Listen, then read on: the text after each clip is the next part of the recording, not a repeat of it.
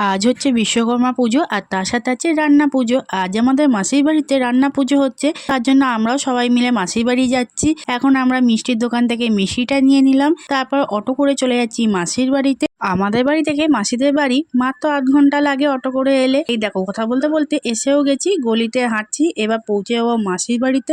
বাইরে কিন্তু আজকে প্রচুর গরম, তাই আমি প্রথমে এসি রুমটাতেই এসে বসে পড়েছি। আর আমরা আসার আগেই মিমিরা এসে গেছে, বৌদিরা এসে গেছিল, তাই সবার সাথে অনেকক্ষণ গল্প করছিলাম।